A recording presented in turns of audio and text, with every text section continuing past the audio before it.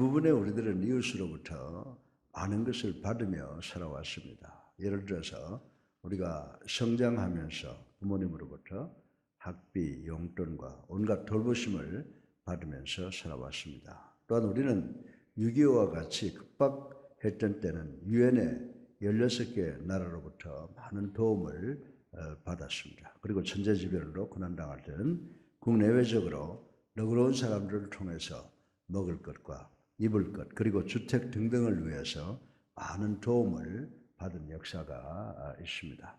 저는 빈손으로 미국 유학을 가서 베푸는 것을 미덕으로 여기는 미국 진정한 그리스도인들을 많이 경험을 했습니다. 제가 미국 처음 가서 폐차 직전의 차를 몇십 불을 주고 샀습니다. 그리고 그것도 너무 기뻐서 미국 친구에게 그 차를 타고 시카고 장거리 여행을 갔다 오겠다고 했습니다. 그때 자기 차를 주면서 자기 차로 갔다 오라고 해서 갔다 왔더니 제 고물 자동차의 타이어를 새 것으로 갈아 끼워놓고 차를 싹 손질해서 주는 고마운 경험을 했었습니다. 오늘 설교 본론의 첫째로 저는 자비, 즉 사랑의 복에 대한 예를 생각을 해 보겠습니다. 우리 다 같이 디모데전서 6장 6절을 함께 읽어보겠습니다. 그러나 자족하는 마음이 있으면 경건은 큰 이익이 되느니라. 아멘.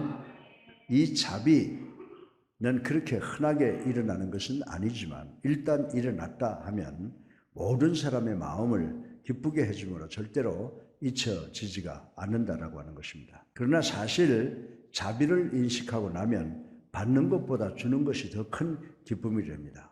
여러분들이 주는 사람과 받는 사람의 심장 박동을 측정해 보면 주는 사람의 심장 박동이 주는 기쁨으로 받는 사람의 심장 박동보다 더 빨리 뛰는 것을 알 수가 있습니다.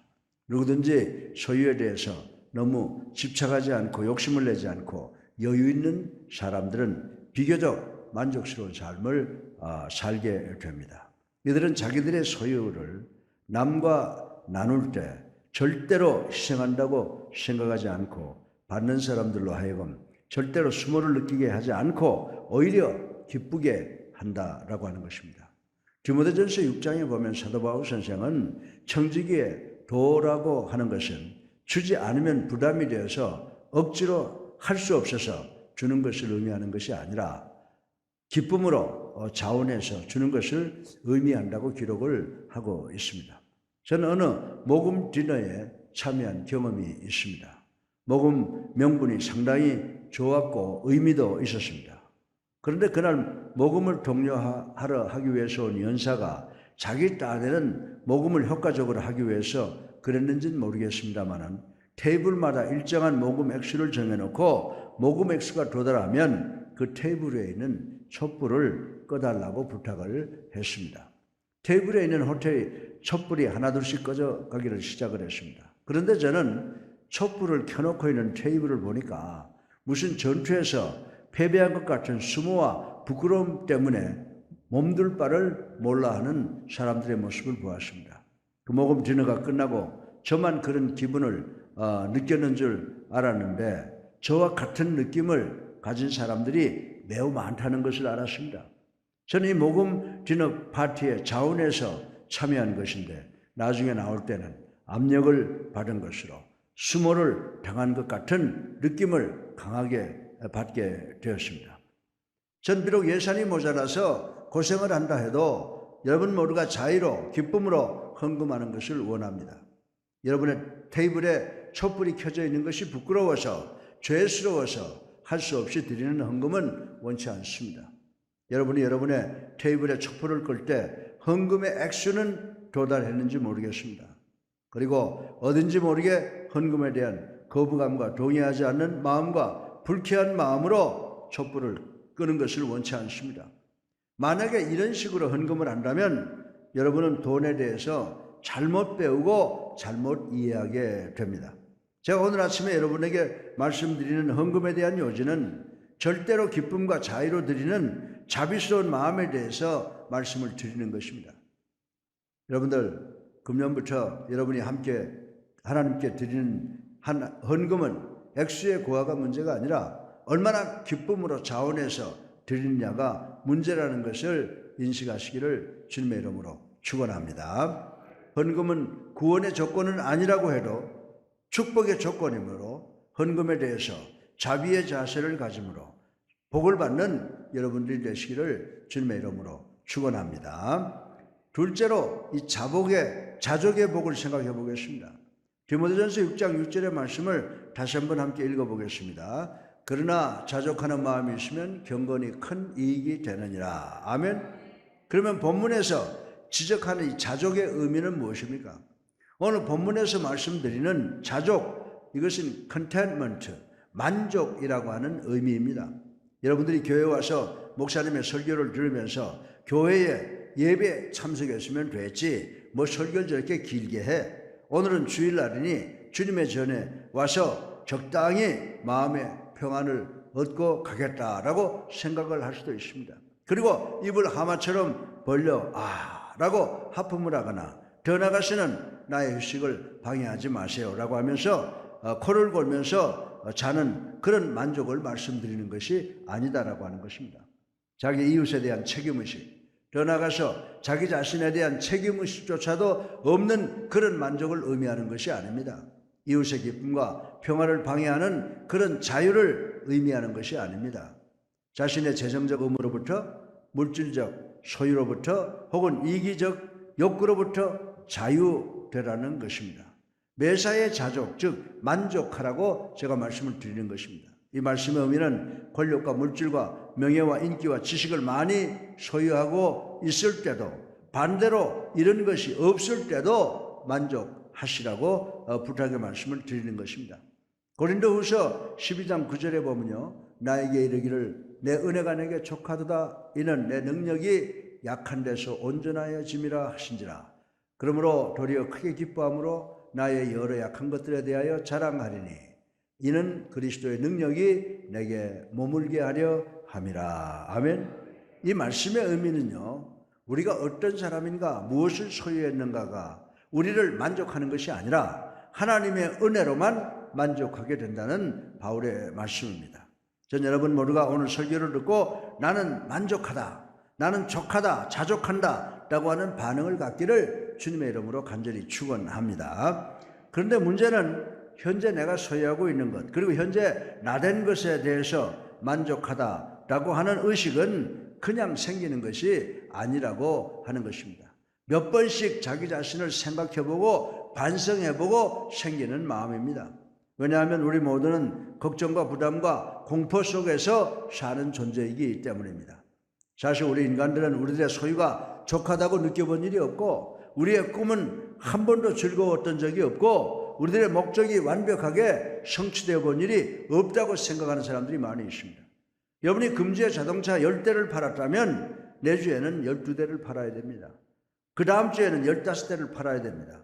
여러분이 중간고사를 60점을 받았으면 학기 말에는 80점을 받아야 되고 학년 말에는 100점을 받아야 직성이 풀리는 것입니다. 여러분의 욕구는 절대로 멈춤이 없을 것입니다. 전 여러분들의 삶 속에 경쟁이 요구되는 것과 경쟁 의미에 대해서 잘 압니다. 그리고 여러분들의 삶 속에 경쟁이라는 것은 필요 불가결의 요소라고 하는 것도 잘 압니다. 그러나 남녀노소 불문하고 여러분들의 마음속에 휴식이 필요할 때가 있다는 것입니다. 그리고 이 정도면 충분하다는 이 자족이 절대로 필요하다라고 저는 말씀을 드리고 싶은 것입니다. 사실 내가 행복해지기 위해서 남보다 더 중요하고 높아지거나 부자가 돼서 외제차를 타고 다닌다거나 남보다 값비싼 명품옷과 가방을 입고 들고 다니거나 고급 맨션에서 주택에서 살 필요가 없습니다. 내가 행복하기 위해서는 단지 현재 내가 소유한 것을 자족, 즉 만족할 수 있어야 한다라고 하는 것입니다. 하나님께서 하늘 창고문을 여시고 온갖 부귀영화를 우리에게 부어주신다고 해도 여러분은 하나님, 이 모든 것은 당신의 것입니다. 언제든지 당신께서 가져가실 수가 있으시고 저는 주변의 형제와 하나님이 주신 축복을 나누어 갖겠습니다라고 할 수 있어야 한다라고 하는 것입니다. 이런 태도가 진정한 만족이라고 저는 말씀을 드리고 싶은 것입니다. 자족할 줄 아는 사람은 그렇지 못한 사람보다 더 감사할 줄 아는 사람들이다라고 하는 것입니다. 여러분들이 아무 것을 가난한 것에도 여러분이 아무 것을 갖지 못한, 그리고 가난한 것에도 감사할 줄 알아야 된다라고 하는 것입니다. 평소에 감사할 줄 아는 사람들의 마음에 일어나는 만족은 대단히 놀랍습니다. 여러분들이 평상시 상황에 감사할 줄 모르면 크고 중요하고 멋있는 것을 얻어도 감사할 줄 모르게 된다라고 하는 것입니다. 여러분이 얼마나 나누면서 남의 업적을 인정하면서 감사하면서 살 수 있는가에 대해서 한번 생각해 보시기를 바랍니다. 사실 여러분이 얼마나 잘 나누면서 사느냐라고 하는 것은 여러분의 수입과는 전혀 관계가 없습니다. 사실 주변과 잘 나누면서 사는 사람의 수입을 보면요, 여러분보다 수입이 적은 사람인 것을 자주 발견하고 깜짝 놀랄 때가 많이 있다라고 하는 것입니다. 여러분들은 하나님께 자원해서 드리지 못해도 인색하게는 드릴 수가 있습니다. 그러나 하나님께서는 즐거움으로 드리는 사람의 것은 기뻐 받으시고 더 많이 되돌려 주십니다. 그러나 하나님께서는 인색한 가운데 드리는 사람의 것도 받으시나 그들에게 되돌려주는 축복은 없다라고 하는 것입니다. 따라서 이런 사람은 드린 것을 잃게 되고 만다는 사실을 꼭 기억하시는 여러분 되시기를 주님의 이름으로 축원합니다. 넷째로 경건의 복의 의미가 무엇인지 한번 생각을 해보겠습니다. 우리 다 같이 본문 11절을 함께 읽어보겠습니다. 오직 너 하나님의 사람아, 이것들을 피하고 의와 경건과 믿음과 사랑과 인내와 온유를 따르며. 아멘. 경건한 사람은 어떤 사람일까요? 경건한 사람은 성경의 기준대로 생각하고 성경의 기준대로 말하고 성경의 기준대로 행동하는 삼위일체적 삶을 사는 진정한 그리스도인들을 말하는 것인 줄로 믿으시기 바랍니다. 이런 사람은 순수한 삶의 동기와 신실한 삶의 자세를 가지고 있고, 그리고 주님 안에서의 기쁨을 가진 사람들을 이야기하고 있는 것입니다. 경건이라고 하는 자세는 예수님을 그리스도로 살아계신 하나님의 아들로 믿고 영접하고 세례받은 후 학습, 공부해서, 그리고 훈련 즉 성화운동을 통해서만이 가능하다라고 하는 것입니다. 경건이라는 의미는 대단히 많은 것을 포함을 하고 있습니다. 경건한 사람은 유한적인 것과 영원한 것을 구별하는 능력을 갖고 있습니다. 그리고 경건한 사람은 사람의 필요와 더 나아가서는 하나님의 필요에까지 대해서도 대단히 민감성을 가지고 있다라고 하는 것입니다. 경건한 자들의 안테나는 성능이 대단히 좋습니다. 그래서 사람의 소리도 분간할 줄 알지만 하나님께서 자식들에게 하시는 말씀을 더 정확하게 듣는 능력을 갖고 있다라고 하는 것입니다. 그리고 경건한 자들은 형편의 제한 속에서 여유 있게 살 줄 아는 그리스도인들입니다. 전 여러분 중에 여러분의 형편이 상당히 어려움에도 불구하고 그 형편을 극복하려고 애쓰고 있는 분들을 제가 많이 알고 있습니다. 아마 여러분들 중에 여러분 자신에게 내 형편이 나아지면 더 잘할 거야, 더 잘 드릴 거야, 더 잘 봉사할 것이야 라고 생각하는 분들이 많이 계실 줄 압니다. 그러나 그것은 새빨간 거짓말입니다.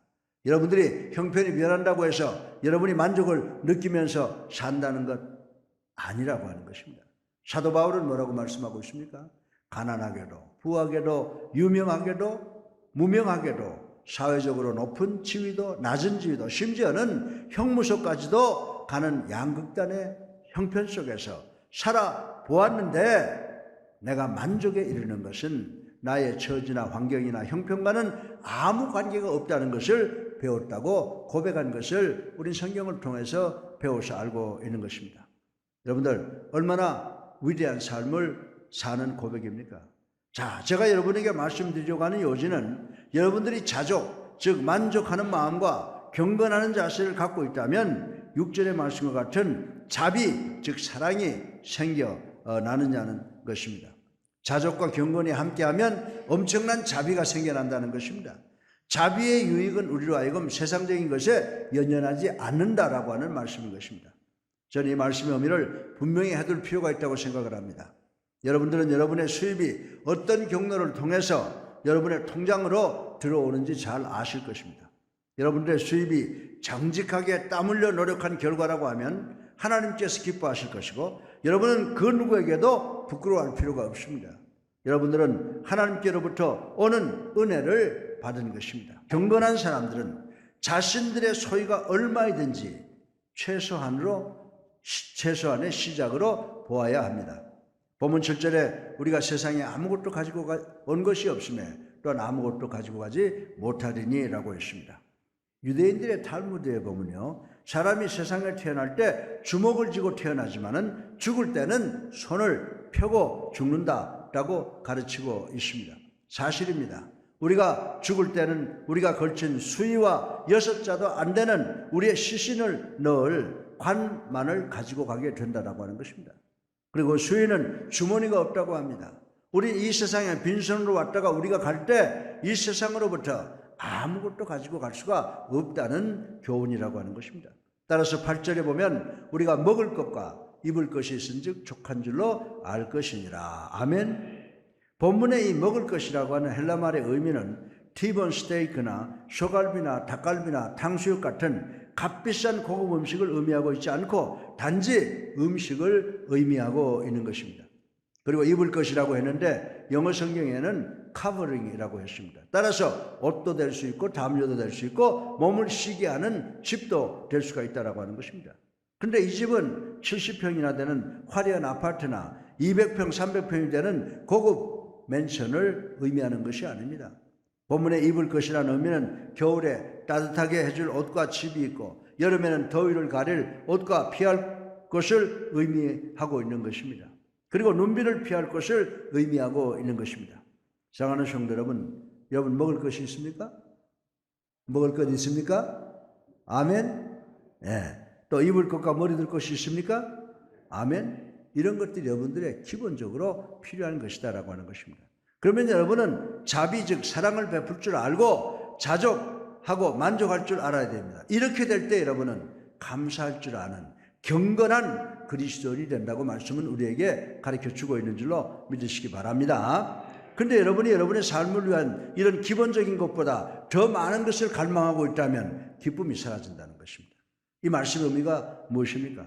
여러분들이 다이너스티나 제너시스를 소유할 때까지는 소나타를 즐길 수가 없는 것입니다. 여러분이 70평 아파트를 가질 때까지는 56평의 아파트를 만족할 수가 없다는 것입니다. 여러분은 항상 또 다른 입을 것과 먹을 것 그리고 자동차와 아파트를 찾아야 합니다. 그래서 여러분의 요구는 한도 끝도 없다라고 하는 것입니다. 본문 9절을 보면은 부활이 하는 자들은 시험과 올무와 여러 가지 어리석고 해로운 욕심에 떨어지나니 곧 사람으로 파멸과 멸망에 빠지게 하는 것이니라. 아멘. 누구든지 부자가 되기를 갈망하는 자라는 말의 의미는 마음속에 잘 살아보려는 마음을 의미하는 것이 아니라 돈에 대한 지나친 탐욕을 갖는 것을 의미한다는 것을 우리는 알아야 됩니다. 따라서 돈에 욕심을 내는 자는 마귀의 시험과 올무에 빠져서 모든 인간관계를 재물 축적의 기회로 삼는다는 것입니다. 재물에 대한 지나친 욕구는 영의 눈을 멀게 하여 하나님과의 교제를 단절시켜 몸과 영혼을 파멸시킨다고 이야기를 하는 것입니다. 그리고 10절에 이유를 설명하고 있습니다. 돈을 사랑함이 일만하게 뿌리가 되나니 이것을 탐내는 자들은 미혹을 받아 믿음에서 떠나 많은 근심으로 자기를 찔렀도다. 아멘. 이 말씀의 구체적인 의미는 돈 자체는 죄가 아니라는 것입니다. 그러나 재물의 소유가 구원이나 행복의 척도는 될 수 없다는 것을 우리에게 말씀을 하고 있습니다. 그리고 사람이 죽은 후에 갖고 갈 수 있는 것은 자신의 내적 성품이나 하나님과의 연관성뿐이라는 것입니다. 더 나아가서 많은 재물은 오히려 신앙생활과 선한 일에 장애가 된다라고 하는 것입니다. 따라서 진정한 성도들이 즉 감사를 하는 경건한 사람들이 견지해야 될 자세는 자비와 만족 그리고 감사한 마음 즉 경건한 마음이라고 권면을 하는 것입니다. 돈을 사랑하는 마음은 우리들의 민감한 마음을 무감각하게 만들어버리고 맙니다. 특별히 여러분의 영적 영역을 아주 둔감하게 만들고 맙니다. 하나님께서 여러분의 영역에 개입하시면 우리는 하나님 제 일에는 상관하지 마세요. 물러나세요. 내일부터 내가 당신께 가겠습니다. 라고 소리 줍니다. 따라서 돈을 더 사랑하면 신앙을 잃고 방황하게 될 뿐만 아니라 극심한 슬픔으로 엄청난 고통을 당하는 의미임을 명심하시기를 주님의 이름으로 축원합니다. 마지막으로 부자에게 주는 교훈을 생각을 해보겠습니다. 우리 다 같이 17절을 함께 읽어보겠습니다. 내가 이 세대에서 부한 자들을 명하여 마음을 높이지 말고. 아멘. 이 말씀은 자기가 부자라고 교만한 사람들에게 주신 말씀입니다. 마음을 높이지 말고 라고 하는 말씀은 부자들에게는 공통적 문제로서 부자들은 자기들이 남보다 더 우월하다, 더 높다라고 하는 것을 생각하고 더 잘난 것으로 생각을 한다라고 하는 것입니다. 그런데 사도 바울은 겸손하라고 우리에게 권면하고 있습니다. 17절을 다시 한번 보면은 정함이 없는 자들에게 소망을 두지 말고 오직 우리에게 모든 것을 후히 주사 누리게 하시는 하나님께 두며. 아멘. 이 말씀은 오늘의 부자가 내일의 가난한 사람이 될 수 있다는 말씀인 것입니다. 더 나아가서 그 재물의 소유권은 하나님께 있고 부자는 단지 그 재물을 받아 관리하는 청지기일 뿐이라고 말씀을 하고 있는 것입니다. 그리고 인간에게는 일시적인 재물보다 더 소중하고 영원한 것이 있다는 말씀입니다. 돈에 소망을 가지는 자는 한시적인 것에 탐닉되어 영원한 소망을 보지 못한다고 하는 권면입니다. 때로는 여러분이 계획했던 대로 투자를 하거나 장사를 했는데 상대방이 손해보는 것이 아니라 내가 손해를 볼 때가 많이 있다라고 하는 것입니다. 너그럽게 마음 좋게 보이던 친구가 내 돈을 가지고 독수리가 하늘로 날아가듯 날아가 버리는 경험을 할 때가 있습니다. 사기를 당할 때가 참으로 많이 있습니다. 그래서 많은 사람이 모든 것을 잃고 자기 스스로 목숨을 끊게 되는 경우가 있습니다. 왜 그렇습니까? 결국 정함이 없는 재물에 소망을 두었기 때문에 모든 것이 다 산산조각이 나고 말았다라고 하는 것입니다. 사랑하는 성도 여러분, 따라서 우리 모두는 재물에 소망을 두지 마시고 하나님께 소망을 두시기를 주님의 이름으로 축원합니다. 하나님께 소망을 두는 자는 자기 소유를 상실함, 사기당할 위험이 전혀 없다라고 하는 것입니다. 그리고 모든 것을 소유한 자가 된다는 하나님의 말씀을 꼭 기억하시는 여러분 되시기를 주님의 이름으로 축원합니다. 18절로 19절을 보면 선을 행하고 선한 사업을 많이 하고 나누어 주기를 좋아하며 너그러운 자가 되게 하라. 이것이 장래의 자기를 위하여 좋은 터를 쌓아 참된 생명을 취하는 것이니라. 아멘. 아멘이죠. 이 말씀은 부자는 자신이 소유한 모든 것을 선하게 사용해야 된다는 의미입니다. 그리고 자신의 재물을 다른 사람들과 나누어 갖기를 즐거워해야 된다는 것입니다.